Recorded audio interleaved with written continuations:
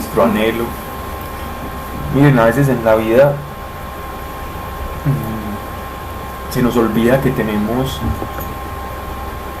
a Dios ahí para todo, y lo que voy a decir es completamente sencillo, y yo creo que rayo en la obviedad, pero el Espíritu Santo está como nuestro facilitador, nuestro ayudador para cualquier cosa, bien sea un pecado recurrente, problemas en la economía, problemas con personas de la familia, parejas,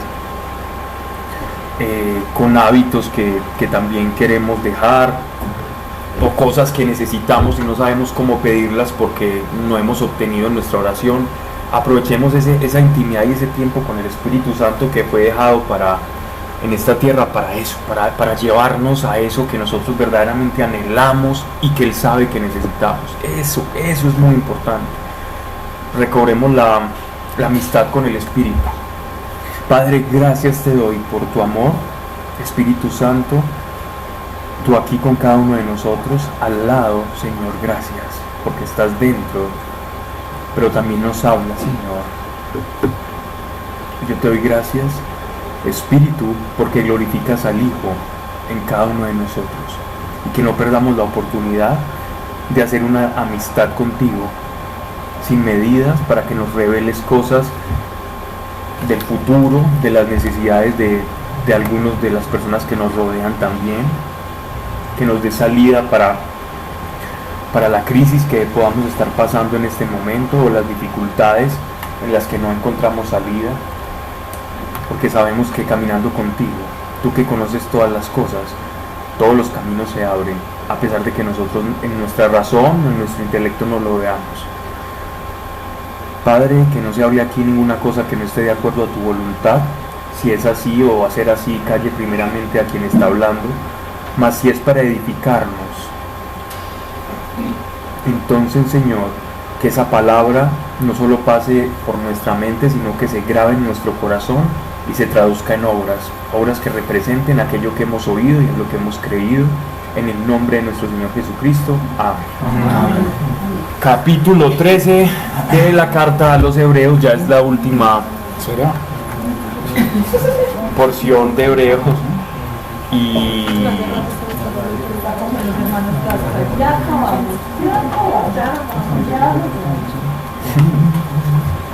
no digan que no le ¿Qué versículo quedamos? 13, 20. El 20. Es un monitor. ¿quién dijo 20? Y si no, dice para regañarla. Si no, cambiamos la monitor. Reemplazo Sarita. Que había otra monitor antes de vos que se llamaba Sara. La Sara tiene... Relojito suizo. Para terminar, quería venir en estos días, pero con lo de la niña. Bien, ya estamos terminando con las salutaciones finales que hace el apóstol Pablo, las despedidas y las recomendaciones. Ya se termina toda la parte o el esquema doctrinal que lleva la carta o exhortación, y pasa simplemente como a las cuestiones personales, pero que pese a que sean cuestiones como de índole de trato de hermanos y de amistad, da unos consejos que bien podemos ser nosotros los que lo estemos necesitando. Dice, terminamos en el 13, Versículo 20. Capítulo 13, versículo 20. ¿Vamos a empezar el 20 o leemos el 20? Vamos a empezar el 20.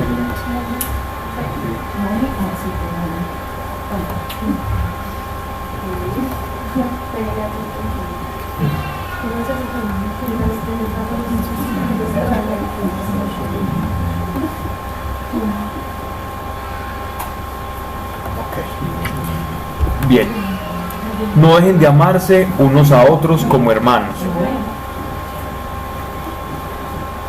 No dejen de amarse unos a otros como hermanos. Uno puede leer esto rápido, ¿cierto? Y suena bonito, pero cuando él está diciendo no dejen de hacer algo, quiere decir que lo están haciendo, ¿cierto? que lo están haciendo en el momento, pero que sabe que el amor puede ser interrumpido por muchas cosas.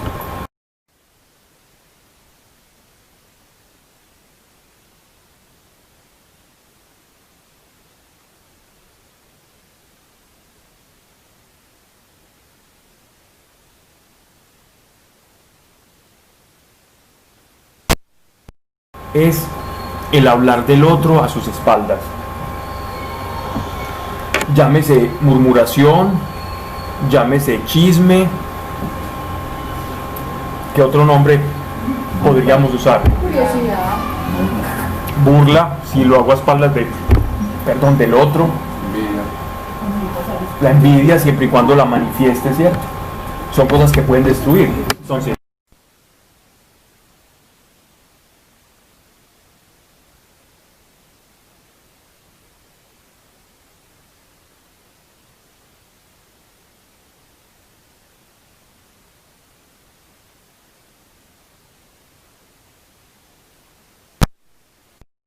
de antemano ya está murmurando, ¿cierto? Es una manifestación de la murmuración.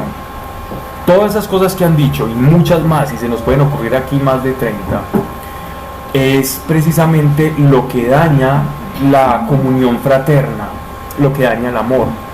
Empecemos por la primera.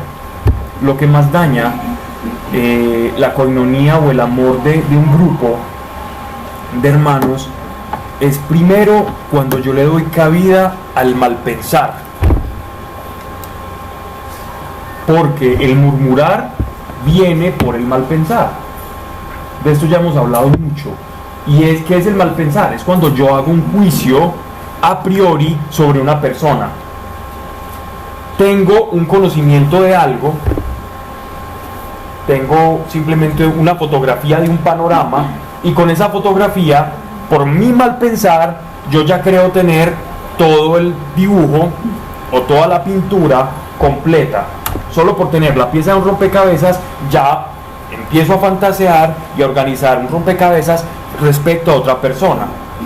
Normalmente las personas se quedan en el prejuicio, es decir, pienso, hago todo mi esquema mental, todo mi rompecabezas sobre un juicio que hago sobre una persona, sobre un hermano, pero cuando de ese prejuicio yo paso a la murmuración, cuando yo le comparto a alguien, ven, mira, yo pienso que esta persona tal cosa, con mi pequeñita pieza de mosaico puedo hacer mucho daño, y el amor empieza a romperse.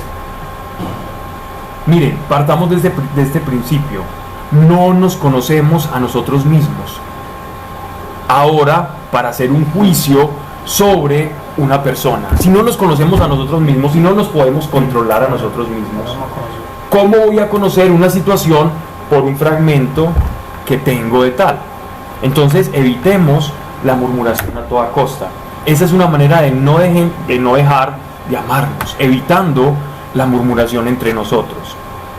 Si yo creo conocer algo de alguien, lo guardo en mi corazón hasta no tener el panorama completo. Cuando yo tenga el panorama completo, mi juicio va a ser un juicio más justo. De lo contrario, mi juicio va a estar muy amañado. Practiquemos el no tener prejuicios, o sea, juicios antes del panorama completo, para poder tener un juicio justo. Pablo, pero no pues que uno no debe juzgar a nadie. Exacto, por eso estoy hablando, es precisamente por eso. Prejuzgar es ya de antemano juzgar. Cuando digo hacer un juicio, no me refiero a decir si esa persona es buena o es mala, o a darle salvación o condenación, sino a tener un juicio, es decir, un panorama completo. ¿Ya?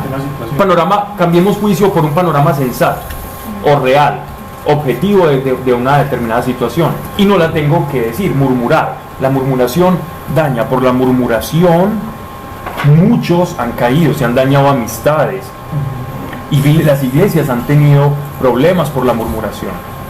No sé si ustedes alguna vez jugaron al teléfono roto cuando eran niños, y que uno empezaba diciendo una cosa y el último terminaba diciendo una cosa y todos se reían porque no tenían nada que ver.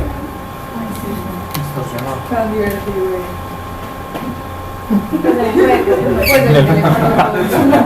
Lo mismo nos ocurre a nosotros. Juguemos. Lo podríamos hacer. Cuando nosotros compartimos ese prejuicio a otro, murmuramos con el otro, eso llega a esta persona y esta persona lo transmite como lo concibió, incluso diferente al prejuicio del otro. O sea que el prejuicio del otro, si ya está alejado de la realidad, el del segundo va a estar completamente alejado, y así empieza un eslabón tras eslabón, se vuelve una cadena. Y cuando la otra persona por allá desayunando toda tranquila y 40 más pensando una cantidad de atrocidades, y cada uno quién sabe con qué. Una cadena de mentiras. Una cadena de falsedad. Y el demonio se aprovecha de eso para fisurar e introducirse dentro de la iglesia. La murmuración. Cuidémonos de la murmuración. Cuando nos cuidamos de la murmuración, vamos a estar guardándonos para amar mejor. No murmuremos. La murmuración es la manifestación primera de la impulsividad y de la ignorancia. Si yo siento que en mí está hablar de los demás todo el tiempo, entonces refrenemos esa lengua y digámosle a Dios que detenga esa lengua. Y el Señor y el Espíritu Santo está presto para ayudarnos, porque nuestra boca bien puede bendecir o puede maldecir a otro. Eso Dios dice que aborrece, hay 6 cosas que aborrece, y una es la cizaña, la división entre hermanos. Tengo una pregunta. Dime. Pues quiero como reconfirmar y algo que le estaba contando ayer a Meli. Cuando uno se desahoga con alguien de una situación que le pasó con otra persona, Sí. eso también cuenta. No, es diferente. Es diferente. Exactamente. A ver, una cosa es desahogarse, porque, por ejemplo, hay una manera que incluso le llaman en la psicología humanista, que te va a llevar a una catarsis, y es sacando todo lo que tú tienes dentro, ¿cierto? Y dando cuentas de eso, dándose cuenta de qué lo produjo. El problema es cómo estás viendo a la otra persona, ¿cierto? ¿Cómo está la otra persona en ese papel? Muchas veces el desahogo nuestro es justificar para que la otra persona piense igual que yo y hacer quedar mal a esa persona que me hizo daño delante del cual yo me estoy desahogando. Sí. Muchas veces lo que yo quiero es justificar y encontrar un par que también empieza a mirar mal a esa persona. Sí. Ahí yo estoy murmurando. Si simplemente yo estoy dando cuenta de un estado de cosas sin buscar una complicidad emocional, ahí ya la consejería se va a volver sana. La consejería se vuelve insana cuando yo estoy buscando complicidad de mi propio dolor. Ahí ya la consejería se daña, pierde completamente su norte. Uno empieza a justificar. Sí. Entonces, de hecho, los terapeutas en psicología, una de las primeras premisas que se utilizan en psicoterapia es: no se identifique con el paciente. En el momento en que usted se le crea el cuento, se perdió como terapeuta, porque va a perder un juicio objetivo. ¿Ya? En el momento que usted crea que es que mi esposo me pega y todos los días me pega y yo vengo y es un tal y por cual y por cual y por cual, el día que usted le creyó eso a esa persona, ese día ya todo consejo se perdió, porque estás viendo el panorama de alguien que está expresando lo que está sintiendo, y tú no puedes ser cómplice de esos sentimientos, sino que tienes que buscar una salida, o que puedo haber producido esa situación, ¿ya? Entonces, por eso la murmuración es muy peligrosa. Si empezamos con eso, es muy difícil que se vean fracturas en un grupo. La murmuración es lo que más dificulta. La envidia es otra, ¿cierto? Pero cuando la envidia es algo que yo estoy tratando en mi corazón con el Espíritu Santo y no sale de simplemente un trato interior, el Señor va a valorar eso que estoy haciendo, porque estoy obrando frente a la verdad, y Él me va a ayudar a lidiar con el deseo de lo que tiene la persona ajena, ¿ya? Sin embargo, cuando la envidia pasa a las palabras, es cuando se produce otra vez la murmuración y el daño. Y tú notas, por ejemplo, una persona que adolece de ese valor propio y que tiende a la envidia, porque necesita reafirmar todo el tiempo su posición respecto a la persona envidiada. ¿cierto? Digamos en el caso, pongamos en el caso de dos chicas, una chica que envidia la belleza de la otra, o el chico que envidia el carro del otro, o la plata, o la belleza, si eso es lo que envidia. Entonces,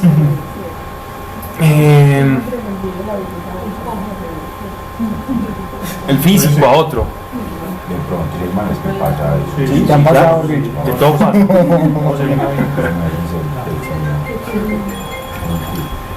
Y entonces, esta persona generalmente va a, digámoslo así, a satisfacer ese vacío interior que tiene para compensar ese vacío, poniendo en riesgo la visión que las personas tienen de aquel a que le envidia, para ponerse en un estado superior y sobrecompensar ese estado envidioso que tiene, haciendo quedar mal al otro.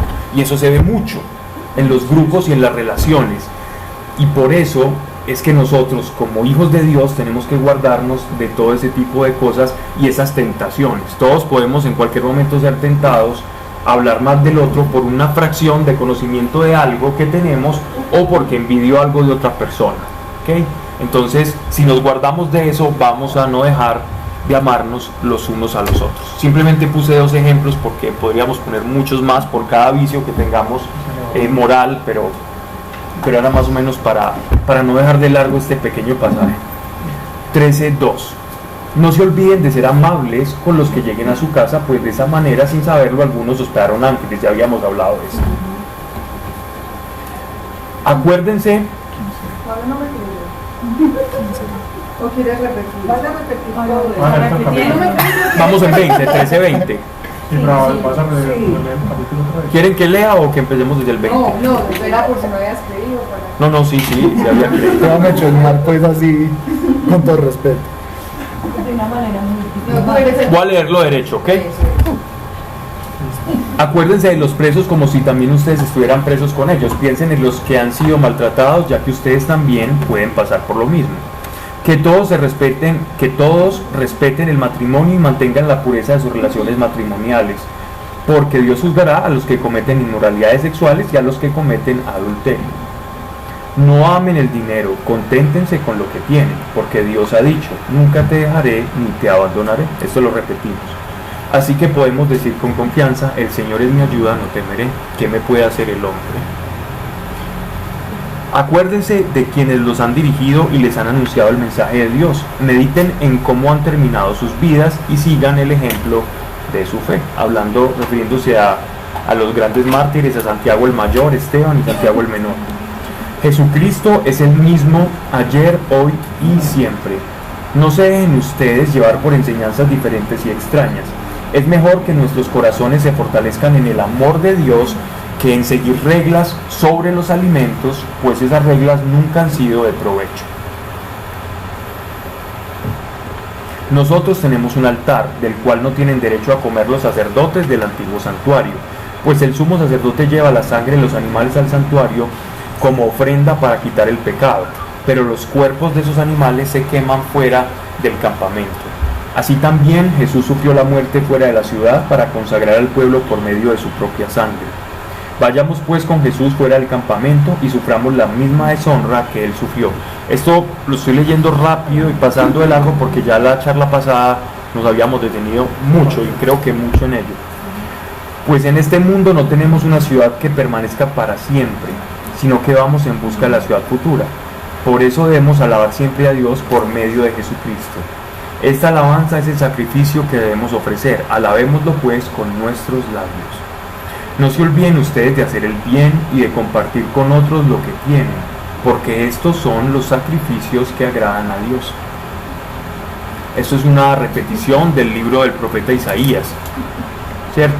No quiero holocaustos, no quiero sacrificios, sino que quiero sus corazones, quiero un verdadero arrepentimiento, quiero que atiendan a la viuda, al desvalido. Ese es el verdadero sacrificio. Entonces él está parafraseando al profeta Isaías respecto a cuál es el deseo del corazón de Dios. Capítulo 13, verso 17. Obedezcan a sus dirigentes y sométanse a ellos, porque ellos cuidan sin descanso de ustedes, sabiendo que tienen que rendir cuentas a Dios. Procuren hacerles el trabajo agradable y no penoso, pues lo contrario no sería de ningún provecho para ustedes. Oren por nosotros, que estamos seguros de tener la conciencia tranquila, ya que queremos portarnos bien en todo. Aquí nosotros se puede estar refiriendo a Pablo y a quien escribe y a Timoteo. Pido especialmente sus oraciones para que Dios me permita volver a estar pronto con ustedes.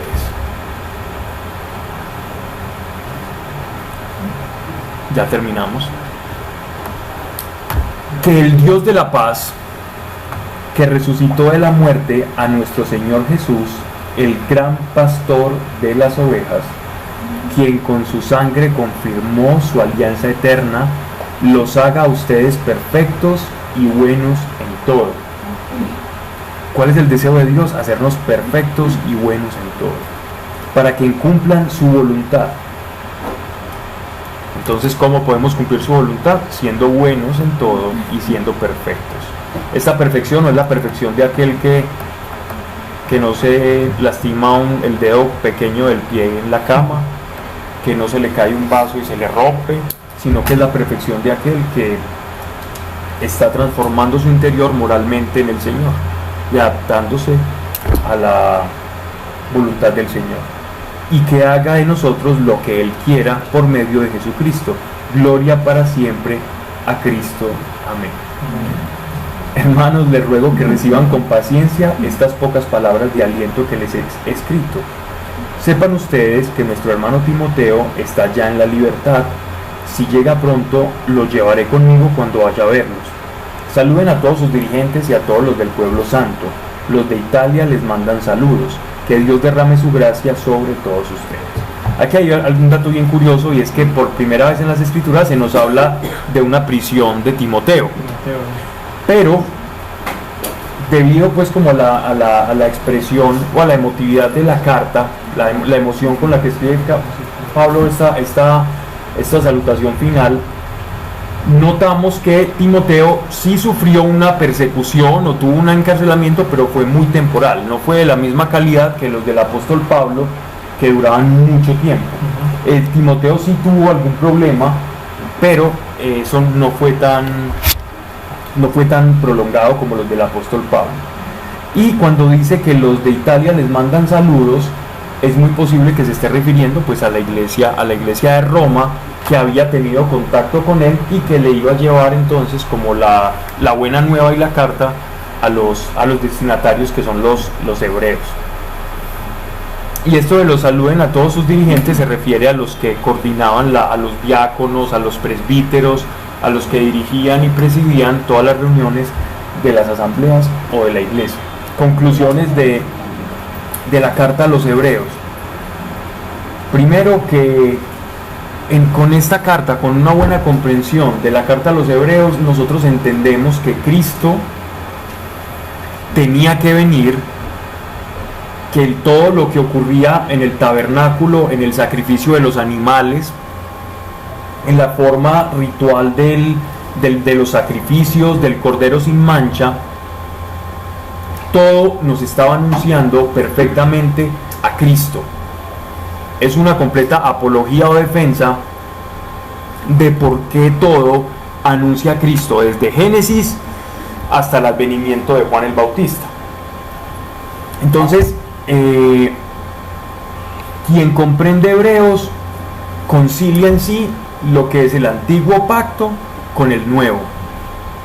Si yo quiero comprender cómo la Biblia, o en dónde tiene unión el Antiguo Testamento, donde lees todas esas leyes y todos estos ritos que les tocaba hacer, ¿dónde cobra coherencia o dónde te traducen y te dan un sentido? En la carta a los hebreos.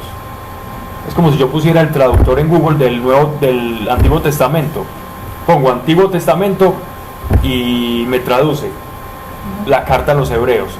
Yo con la carta a los hebreos puedo comprender el porqué de tanta sucesión de rituales y cómo sí tiene sentido, y el por qué tenían que hacerlo de esa manera tan perfecta, y Dios era tan estricto con ellos, para que cuando llegara el Mesías, entonces nadie pudiera decir que no lo era, porque ya había dejado señales a lo largo de la historia para que pudieran reconocer cómo iba a venir como cordero inmolado, y cómo tenía que ser perfecto, cómo tenía que morir fuera de Jerusalén, cómo su sangre tenía que tocar el propiciatorio, cómo no podían ser rotos ninguno de sus huesos, al igual que los que los cabritos del Yom Kippur, del Día del Perdón, exactamente cumpliendo todo lo que tenía que cumplir.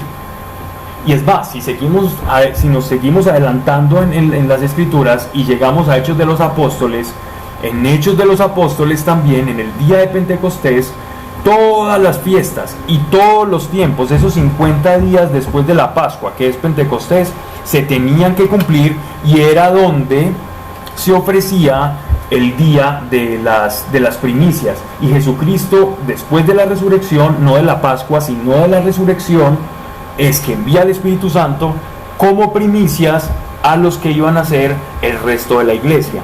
Entonces, en Jesucristo se cumple toda la Escritura, y Hebreos es una introducción para darnos cuenta que Jesucristo es la llave que abre el entendimiento de la Biblia. Si yo comprendo o tengo una correcta cristología, voy a comprender el Antiguo Testamento. Sin Cristo, el Antiguo Testamento es una cadena ritualística terrible, de lo cual difícilmente voy a sacar provecho. E incluso dice que sin Jesucristo, el Antiguo Testamento termina siendo para mí una carga insoportable, y si yo no lo utilizo a él como una llave para comprenderlo, entonces, ¿quién es una llave? ¿Quién es la piedra angular que le va a dar sentido al arco, la piedra del ángulo que va arriba, que le da sentido a la formación de un arco?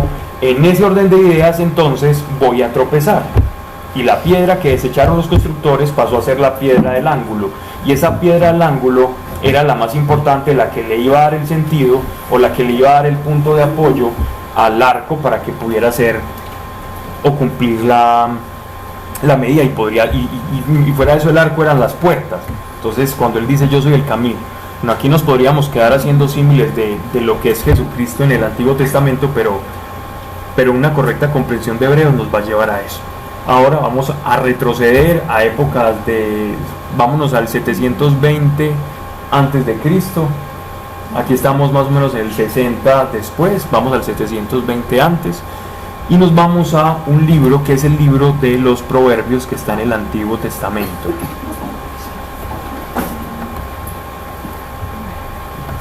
Primero vamos a hablar un poco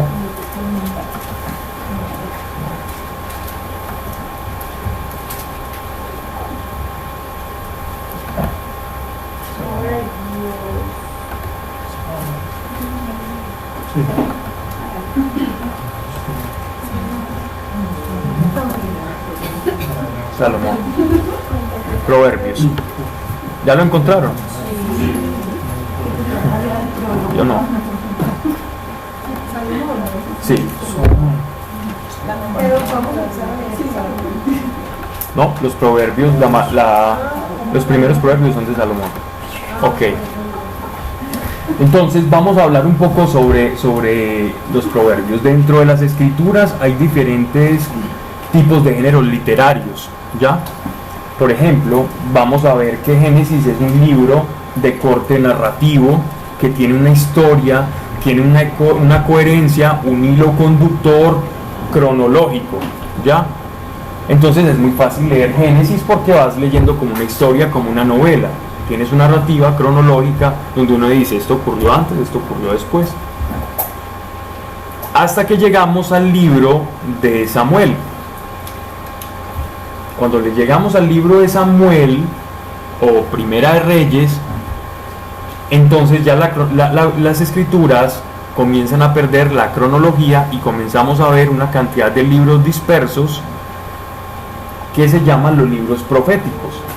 Entonces tenemos a Jeremías, tenemos a Isaías, tenemos a Habacuc y tenemos otra cantidad de libros proféticos que hacen parte de género literario profético. Por otro lado tenemos libros históricos. Los libros históricos son completamente cronológicos, y esos libros históricos nos van a dar cuenta de toda la cadena de sucesión que tuvo el rey David y todas las dinastías, hasta que se dividen entre el reino del norte y el reino del sur, y en Crónicas se nos habla de cómo fueron los del linaje del norte de Israel y los descendientes de David del linaje del sur. Y allí entonces también vamos a tener un hilo conductor. Pero por otro lado también tenemos otros libros que son los libros sapienciales. Sapienciales, o sí, significa que son libros de conocimiento. Y estos libros de conocimiento no tienen una cadena cronológica, ni podemos leerlos diciendo este es el 1, este es el 31, sino que son cosas completamente aisladas. Ya, yo puedo leer el 31, puedo leer el 1, no importa si el 31 está primero que el 1 o si hay una yuxtaposición, no tiene para nada que ver. El orden en este caso de estos libros, no, otro libro como los Proverbios sapiencial puede ser el libro de Eclesiastés. El libro de Eclesiastés, que ya lo leímos acá, ya lo introdujimos acá en estas charlas, es un libro de un alto contenido de enseñanza sapiencial, de alto contenido de sabiduría, de conocimiento interior, práctico. También está el libro de Salmos, ¿ya? Que es sapiencial, pero por otro lado también son cánticos, ¿no? Y también tenemos por otro lado los libros poéticos, como el Cantar de los Cantares, es un libro en un género literario de poesía. ¿Qué es? Sí, sí. Algunos lo identifican como histórico, pero otros como sapiencial. Bueno, pero está mal decir que en sí la Biblia, todos los libros es sapiencial, porque realmente todos dejan un mensaje. Sí, si nos vamos a ir al sentido de que todos conllevan una enseñanza, todos son sapienciales, pero en su género literario no.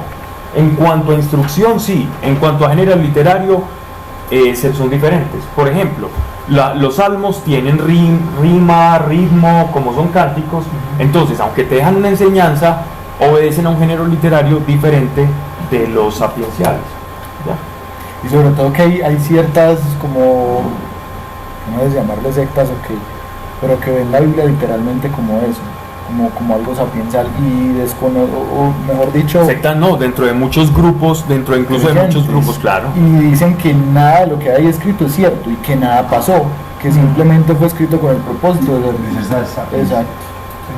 Y eso es muy peligroso. Sí. Muy peligroso porque eso fue una de los gérmenes que entró a la iglesia, que se llamaba la corriente teológica racionalista, que solamente veían a los libros como un género literario más, y terminó siendo la resurrección y la pasión de nuestro Señor Jesucristo un género literario más, ¿cierto? Los milagros de Jesús un género literario más, fantasía, mitología religiosa. Y los ves con Clériman y predicando. Por ejemplo, hay muchos judíos que no creen en las escrituras y que no creen en Dios siquiera, pero aún así practican todo lo que la Biblia dice simplemente por tradición y porque saben que de ahí pueden tomar enseñanza. Sí. Un libro que se llama Conversaciones con Dios, que dice que la Biblia y los apóstoles no son fuentes confiables. Pero es que la conversaciones con Dios pura nevadera, ¿no? Bien, y hay uno, y cuando se volvió un bestseller, después salió Conversaciones con Dios 2. Tengo que hasta 3. Hasta ya no llegué yo. Entonces, estos libros sapienciales tienen como esa carga o ese contenido de enseñanza práctica. Proverbios, lo que nosotros traducimos como proverbios, me parece que es una buena traducción utilizar la palabra proverbios. ¿Alguien sabe qué significa proverbio? Generalmente todas estas palabras que son derivadas del latín, uno las puede dividir muy fácil. Entonces, por ejemplo, ¿qué significa pro? Avanzar. Verbio, ¿qué significa? Verbo, acción. Entonces un proverbio es algo que te lleva a avanzar, algo que te impulsa. Entonces es algo que te impulsa a la acción. La palabra que utilizan, por ejemplo, los judíos para proverbio, o la que mejor traducción sería más literal al hebreo en este caso, sería una parábola. La palabra parábola se puede comparar a la palabra proverbio. Cuando nuestro Señor decía que es que Él enseñaba por parábolas, se podría traducir como Él enseñaba por proverbios. Él enseñaba por proverbios. ¿Ok? Entonces, si nuestro Señor enseñaba por proverbios, ¿qué contiene un proverbio? ¿O qué clases de proverbios podemos encontrar? Uno, podemos encontrar proverbios que sean una idea que se va desarrollando a través de ir describiendo una situación. Entonces, por ejemplo, puedo decir, y una mujer mala es, y empieza lo que es la mala mujer. Pero esta mala mujer no se refiere a una mujer física, sino que se refiere a algo que te está tentando para alejarte de la sabiduría. Pero la analogía es que es una mala mujer como todo aquello que me aleja de la búsqueda de la verdad o de la sabiduría. Entonces hay proverbios que simplemente comparan dos situaciones, donde hay una que es simplemente es analógica y que me está resaltando a través de esa comparación que hay algo malo, ¿no? Que hay algo malo que yo tengo que evadir. Hay otros proverbios que me llevan a buscar determinado tipo de cosas, otros que se van yuxtaponiendo frases como para que en medio de esa yuxtaposición de frases tú encuentres cuál es la perla escondida. Los proverbios, si tú te detienes a ver los proverbios con minuciosidad, cada proverbio tiene una perla escondida. Tiene una enseñanza que parece muy lógica, no lo lees y uno dice, wow, yo entiendo, es muy fácil de leer. Pero si tú te detienes a verlos, están constituidos de tal manera que el buen lector inteligente pueda extraer de ellos una perla. Cada proverbio nos habla en diferentes niveles. Hay una perla escondida en cada proverbio y hay algo que puede rayar en la obviedad. Hay cosas que son obvias en el proverbio como tal y hay otras que están escondidas. Nuestro Señor, cuando hablaba por proverbios o por parábolas, lo hacía para que muchos escuchas dijeran, wow, esto es sabiduría, pero otros, los que tenían oídos para entender y ojos para ver, ellos iban a comprender la perla, o iban a extraer la perla cuando nuestro Señor hablaba. Entonces es como si existiesen dos niveles de interpretación. El nivel racional, donde yo comprendo un aforismo o un adagio o un dicho o un refrán popular interesante, como a caballo regalado no se le mira el diente, ¿cierto? O bueno, tan camarón que se duerme y todo ese tipo de cosas.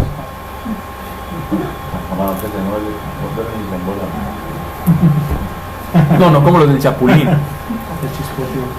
Pero que tienen una enseñanza, simplemente dejan algo abierto para que uno descubra.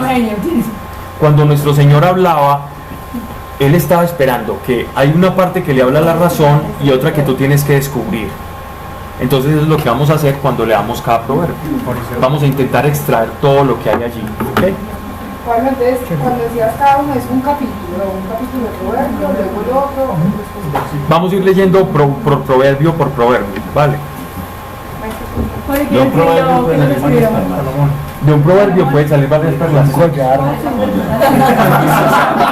Sí. Pero, ¿con qué vamos a intercalar? ¿Qué habíamos dicho? No, simplemente vamos a leer varios proverbios y después vamos a tomar otro libro de las Escrituras. Por eso, sí. Okay. Entonces, vamos a empezar. Bueno, ¿qué más podemos decir de los proverbios? Los proverbios, el libro de proverbios ha sido muy estudiado y a su vez criticado. ¿Por qué? Porque en 1800 en Egipto se encontraron unas especies de tablillas que tenían también como una escritura proverbial y se parecían mucho al capítulo 20 y del 20 hasta el 23 de los proverbios de los judíos. Entonces cuando estos personas encontraron estos proverbios, dijeron, wow, entonces proverbios no solamente había en Babilonia, en Mesopotamia, en Asiria, sino que en Egipto también hay unos proverbios muy parecidos a los de las escrituras hebreas.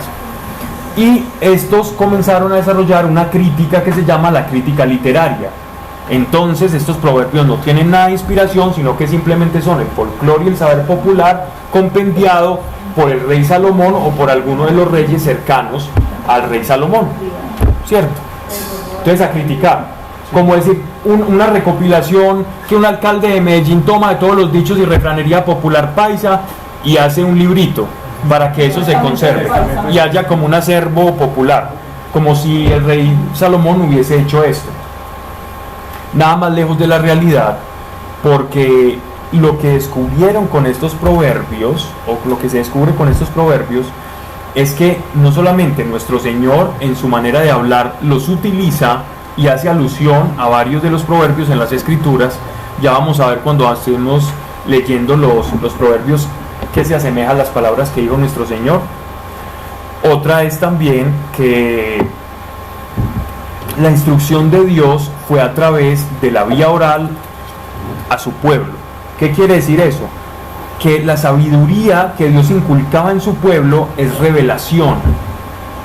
Esto se puede decir, o cómo podemos decir a los proverbios, que es la revelación que Dios le dio al pueblo. Lo que el pueblo había recibido de Dios desde que fueron sacados del Sinaí hasta que recibieron un rey, hasta que se formó la dinastía davídica, esto es lo que ellos habían recibido como revelación y lo compendiaron por orden de Dios al rey Salomón y a los profetas, para que la sabiduría del pueblo no se perdiera y pudiera esa misma sabiduría ilustrar, iluminar a generaciones futuras. Y tienen un alto contenido práctico, pero también teológico, porque recuerden que Dios no les iba a hablar a ellos de simplemente cosas y abstracciones espirituales muy profundas, sino que ellos necesitaban saber cómo iban a comer, cómo iban a vestir, si tenían que atacar a un pueblo, si tenían que formar un ejército, si tenían que hacer una coalición, una alianza con determinado ejército. Y es que Dios nunca ha dejado de ser un Dios práctico. A veces nosotros idealizamos tanto a Dios y lo sacamos tanto de lo cotidiano que nos estamos perdiendo de esa gracia de un Dios que nos habla en nuestro propio lenguaje y se acerca a nosotros. Entonces Proverbios es la manera en cómo el pueblo de Israel asimiló la revelación de Dios y cómo nos las trae a nosotros y la deja para las generaciones.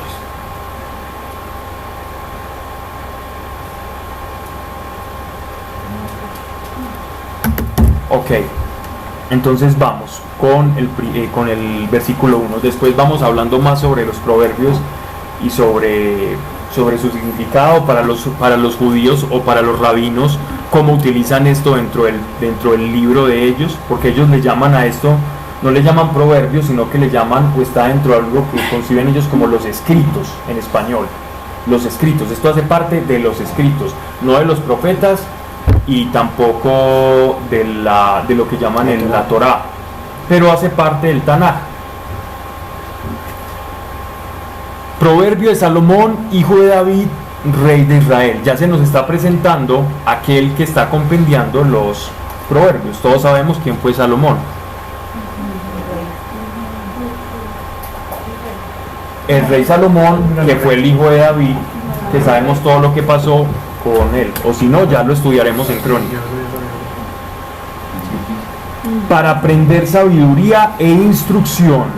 Entonces, proverbios de Salomón, hijo de David. Esos proverbios pueden ser dichos de Salomón, rey de Israel, para aprender sabiduría e instrucción. ¿Qué es la sabiduría?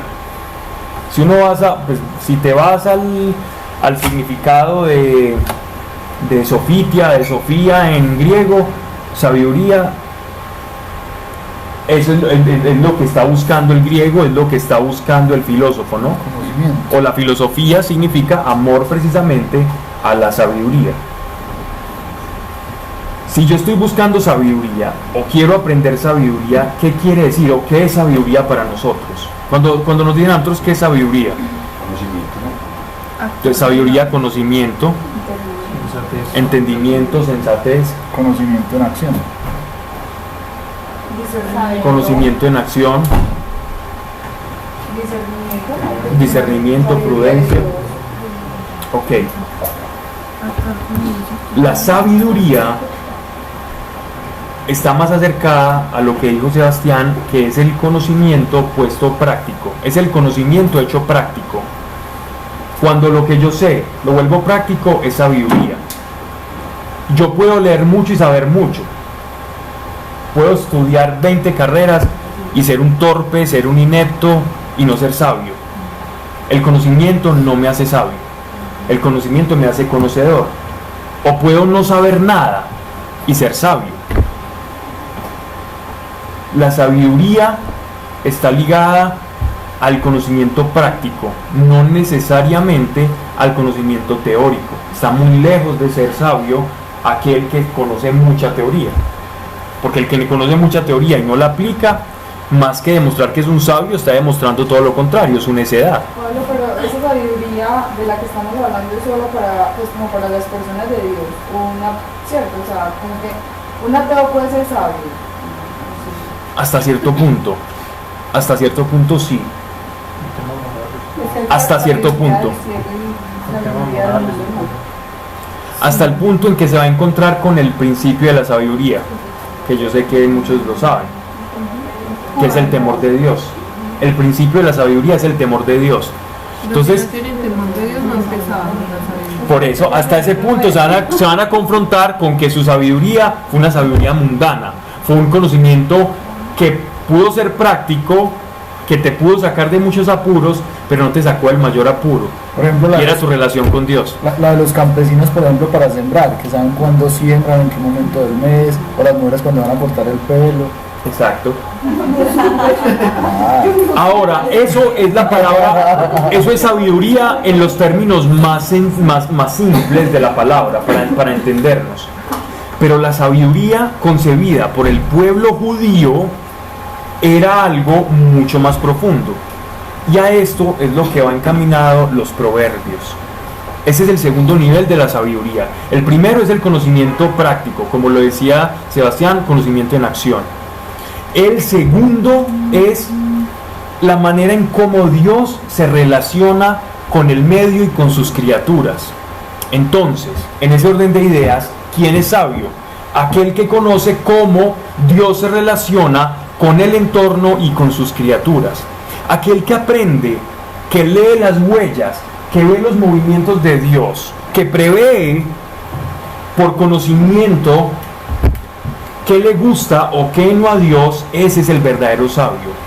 Para el judío la sabiduría era casi como si tuviera forma, fuerza y vida, y fuera la manera en que Dios se comunica como una especie de intermediario entre Dios y la creación. La sabiduría era como si fuera una forma viva en la que Dios se comunica entre Dios y la creación. Los primeros padres de la iglesia veían en la sabiduría proverbial a Jesucristo. Si Jesucristo es el intermediario entre Dios y los hombres, Jesucristo es la sabiduría de Dios. El verbo era con Dios. Antes de él nada fue creado, por medio de él todo fue creado. Sin él no podemos llegar a Dios. El perfecto intermediario entre Dios creador y su creación, Jesucristo. Jesucristo representa lo que es la sabiduría. Por eso decía, yo soy el pan, yo soy el alfa y yo soy el omega. ¿Recuerdan el evangelio de Juan? ¿Qué era el alfa y el omega? Oh, Dios, nos vamos a demorar mucho, si vamos así nos vamos a demorar mucho en Proverbios. ¿Qué significaba el alfa y el omega? Principio del fin, correcto, estamos bien. En la filosofía griega, ¿qué era el alfa y qué era el omega? Alguien a quien, cuando uno piensa en alfa y el omega, ¿a qué se refiere? Principio y fin, perfecto. Algo más. ¿Alguien que se le ocurre a alguien algo más? Alfa, omega. Las letras del alfabeto, sí, alfa, omega. Sí, está bien, las letras del alfabeto. Pero ¿qué más? ¿Qué representaba el alfa y el omega? la eternidad. La eternidad, perfecto. Todo hemos hablado muy bien, pero algo más. Perfecto, la perfección, el infinito, excelente. Algo más. Más sencillo, no tan profundo, pero me encanta que pensemos tan profundo. Algo más superficial.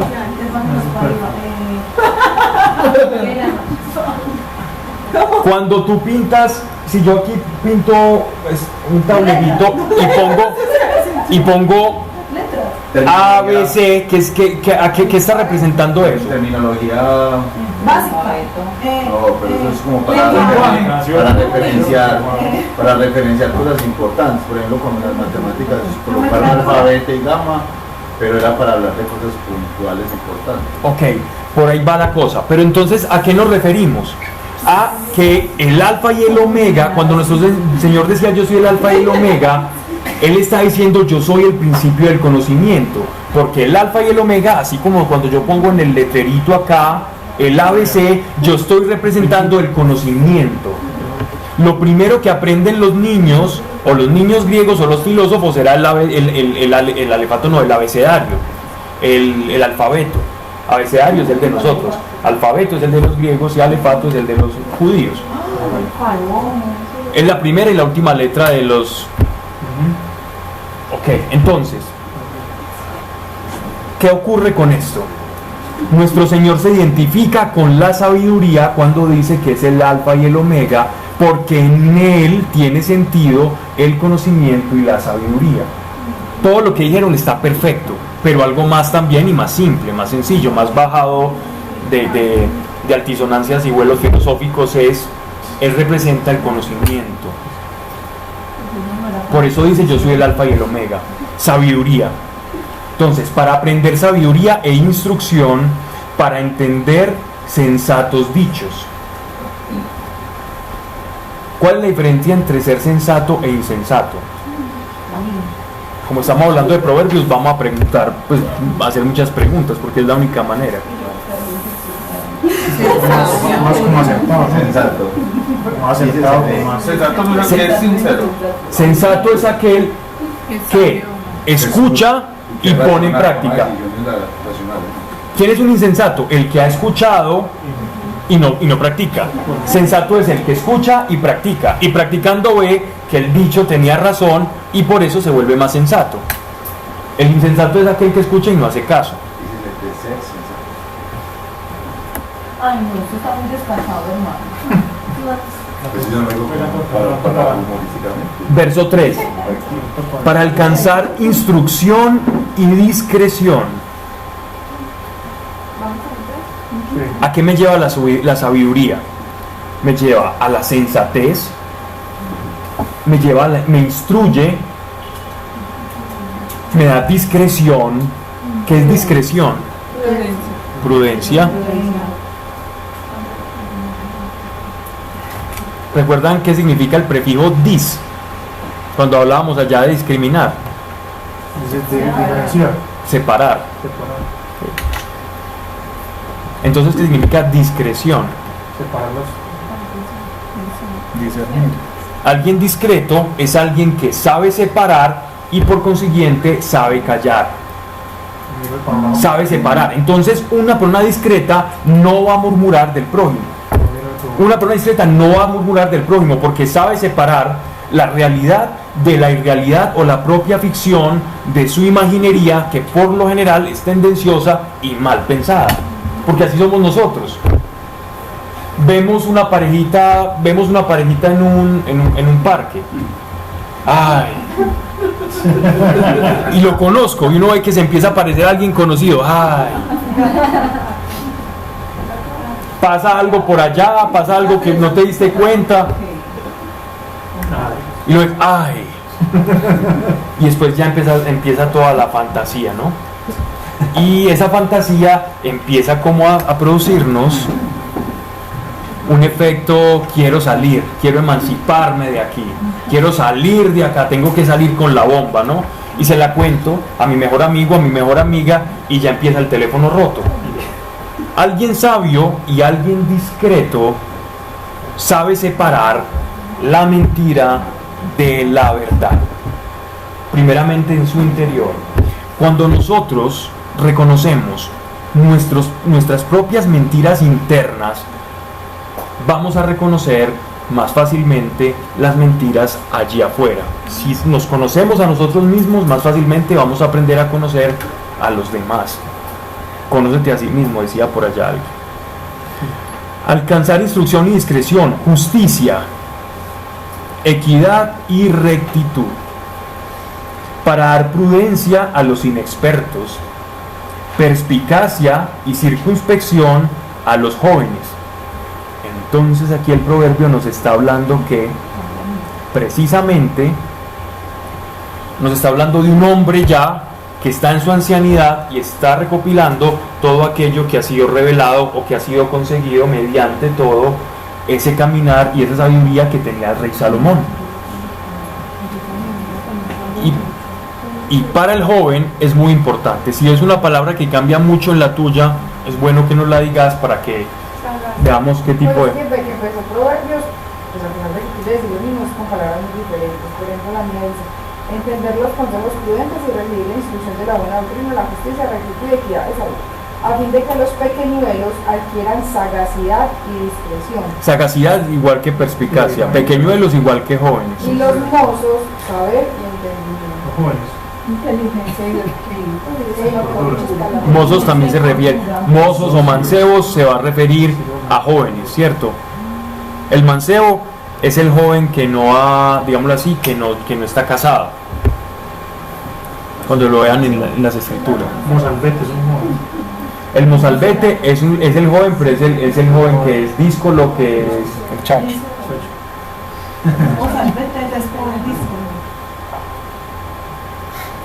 O sea, es el desobediente. O es una manera de decirle como el... bueno, aquí hay un término más feo. sí. El granuja, pues. Pero por ejemplo la mía se refiere a ciencia y prudencia. Ciencia es conocimiento. Gnosis, la palabra gnosis de la cual deriva ciencia es la misma, conocimiento. O sea que estamos simplemente usando sinonimia. No más, pero estamos diciendo exactamente lo mismo. Sagacidad igual a perspicacia.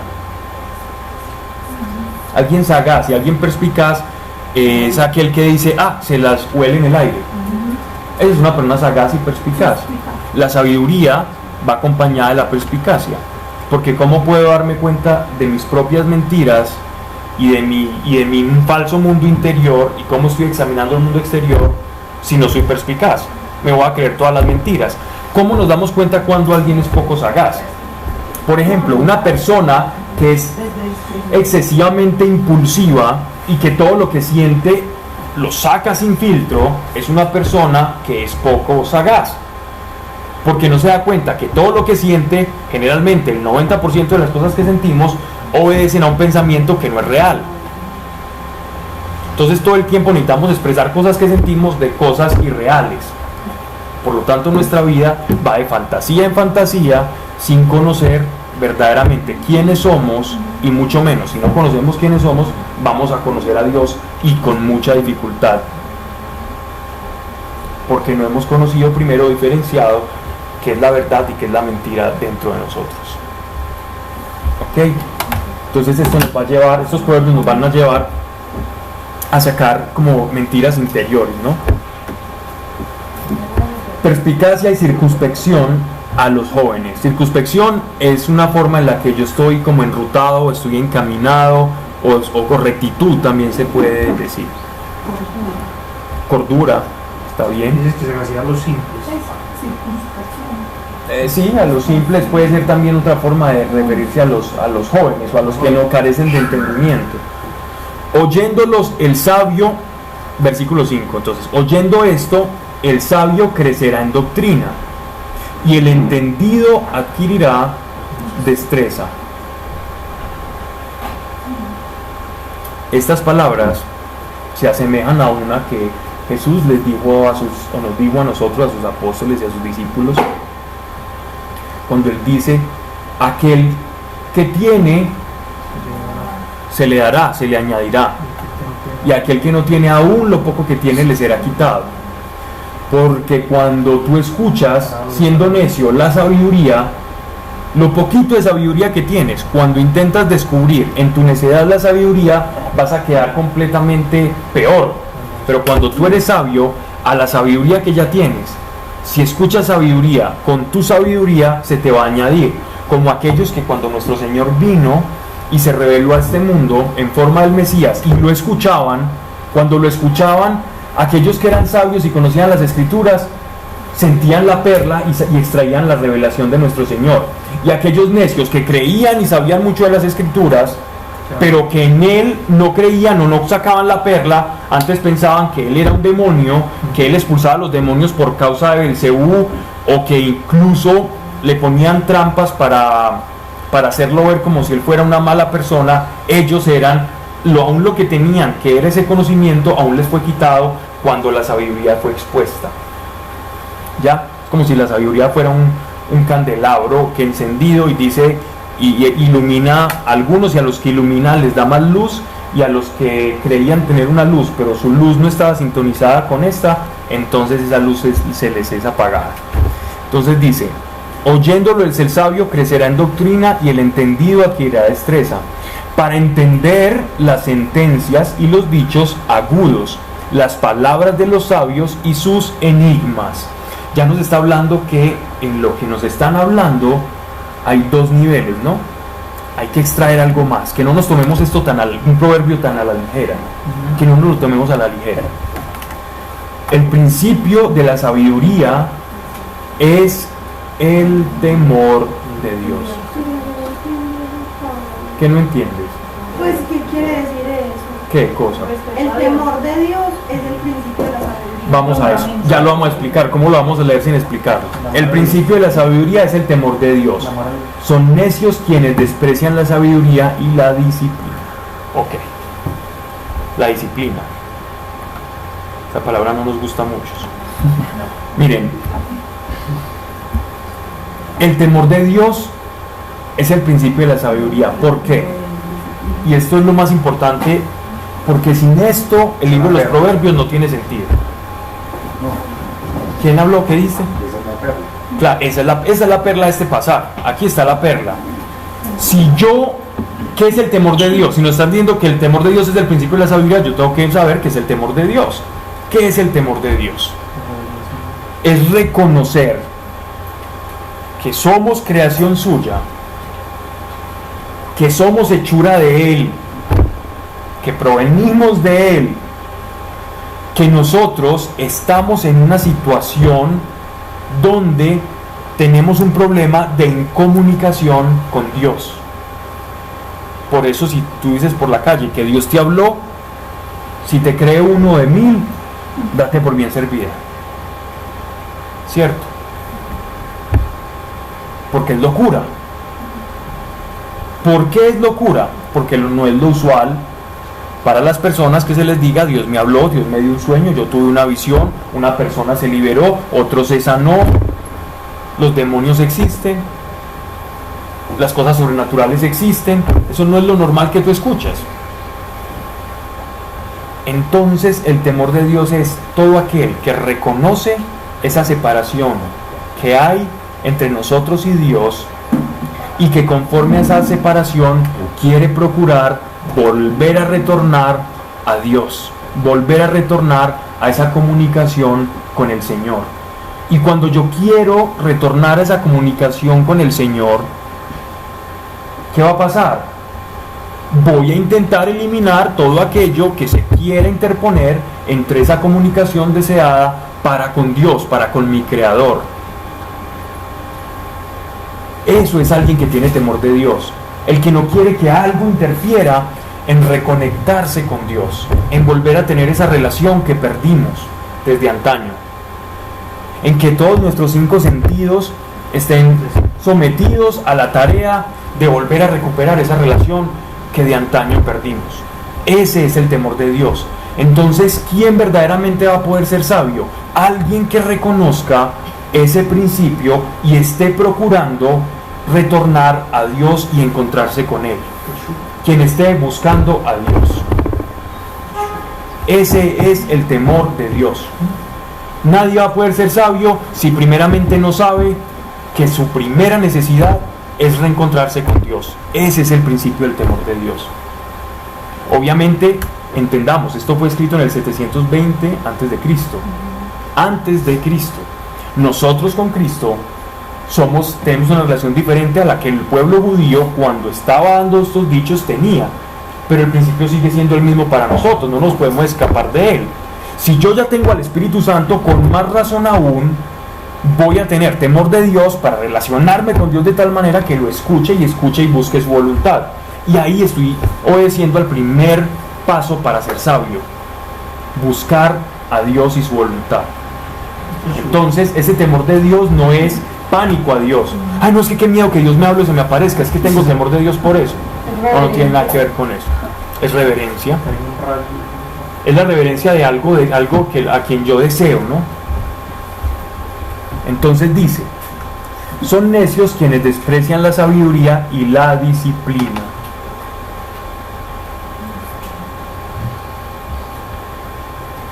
Porque todos sabemos que cuando buscamos a Dios, ¿por qué habla de la disciplina en este pasaje?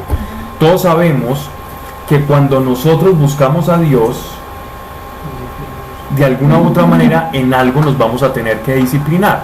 ¿Y cuándo es que se necesita la disciplina? Cuando hay algo que está estorbando. ¿Cuándo necesito disciplina? Cuando hay algo que me está estorbando. Un hábito, un pensamiento, cualquier cosa que me saque de ahí. Y por eso no podemos despreciar la disciplina para buscar a Dios. Pero aquí entiéndase disciplina como amonestación. Disciplina es como saber que me está estorbando e intentar alejarme de eso. Y si no puedo, en el caso porque es algo muy fuerte, pedirle ayuda al Espíritu Santo, que Él fue dejado para eso, para ayudarme a cada uno de nosotros a eliminar eso. ¿Cómo estamos, Meli? ¿Bien? ¿Qué pensás?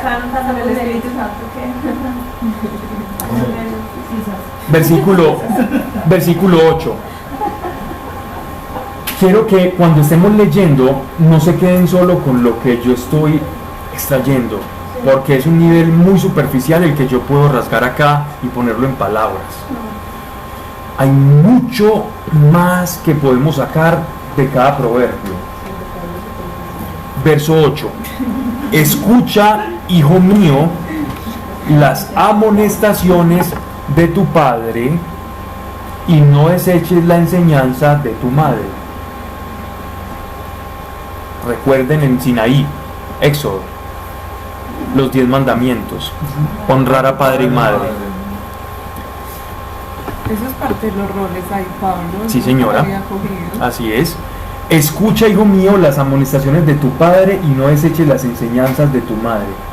Nosotros podemos tener buenos o malos padres, y cada uno de ellos nos va a enseñar algo. El padre borracho, atarbán, proveedor a ratos, algo. Con el pollo el día de la madre, algo. Hasta el que no está. Puede dejar el ausente o el presente. Escucha, hijo mío, las amonestaciones de tu padre y no deseches las enseñanzas de tu madre.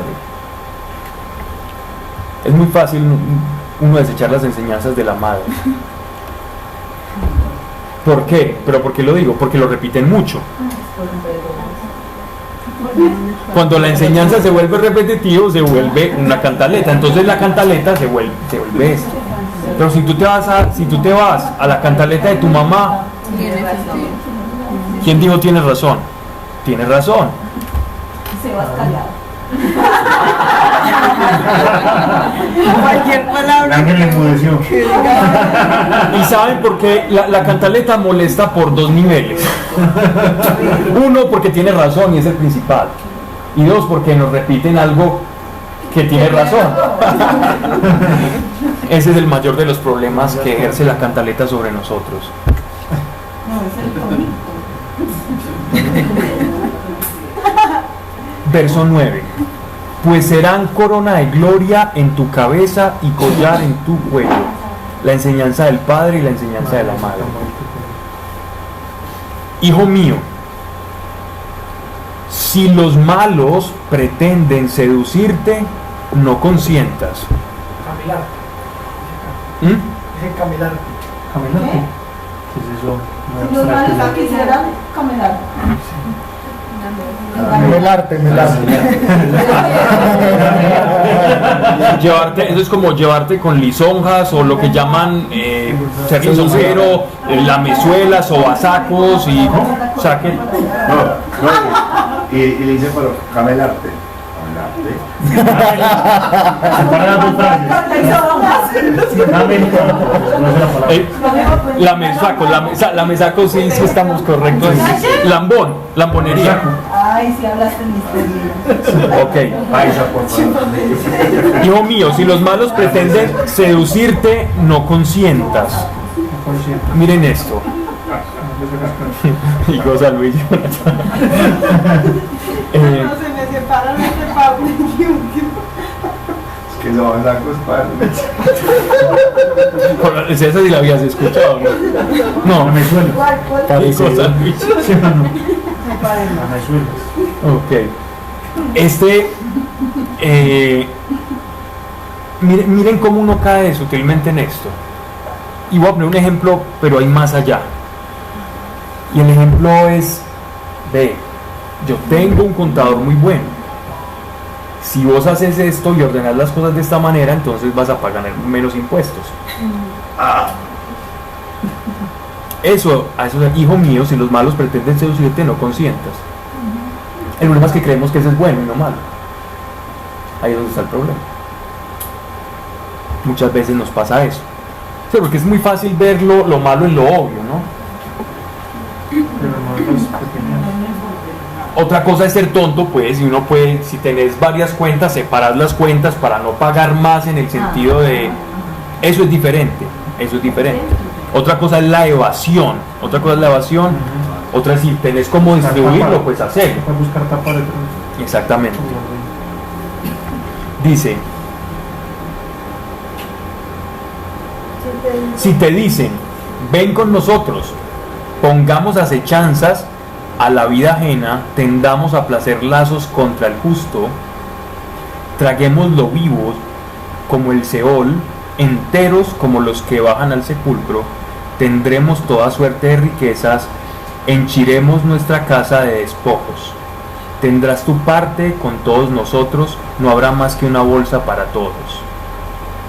Esto quiere decir nada más y nada menos que lo mismo que el ejemplo que les acabo de decir, aquellos que nos procuran riquezas a expensas de el malestar de otros.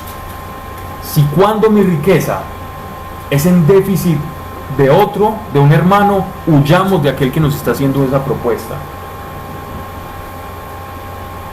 Mira, yo voy a vender el carro y tiene un guardado ese carro, entonces yo tapo ese guardado y deshágase del rápido, hágale que le vamos a sacar mucha plata.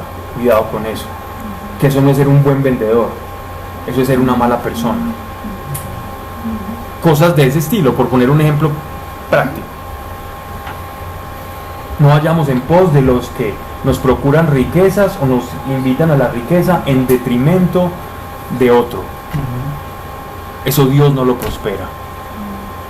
Y si prospera esa persona o tiene ganancias, o ese producto, esas ganancias deshonestas, no es bendición de Dios. Y que no confundamos aquel que con ganancias deshonestas dice, mira que tan bien estoy bendecido, porque cuando nos colgamos de esa persona o imitamos a esa persona, a futuro vamos a terminar igual de colgados, como lo que le pasa a las brujas, como lo que le pasa a los narcotraficantes, que siempre terminan mal.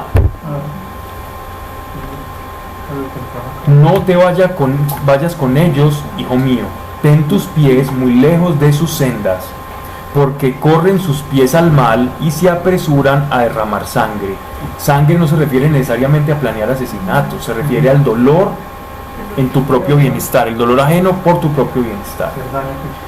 Pues en vano se tiende la red, son los del 40, pues en vano se tiende la red a los ojos de las aves aladas.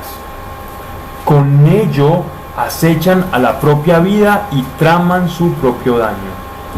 Ahí llevan siempre la rapacidad, es un vicio que acaba por matar al que lo tiene.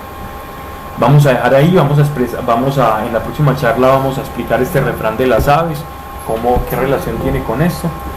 Y también vamos a seguir con el segundo proverbio.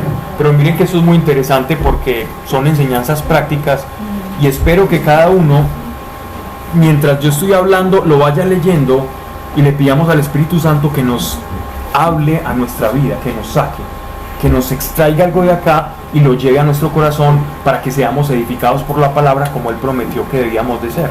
Pero entonces tenemos que acercarnos con esa actitud a las escrituras, no como recibir un mero conocimiento. Vamos entonces a orar. En el Proverbio 1, Del 18, verso 18. Claro que ahí se están juxtaponiendo varios dichos, ¿no? Padre, yo te doy gracias por tu amor, gracias por cada uno de los que estamos acá, porque tu amor, Señor, nos ha convocado, nos ha traído a este lugar. Padre, ayúdanos a anhelar la sabiduría, a ser justos, sabios, discretos, a evitar la murmuración, a saber guardar en el corazón, así como también cuando María, Señor, guardaba en el corazón todo aquello que veía que le iba a ocurrir a su Hijo, nuestro Señor, y lo guardaba y no murmuraba, Señor. Que nosotros seamos buenos imitadores también,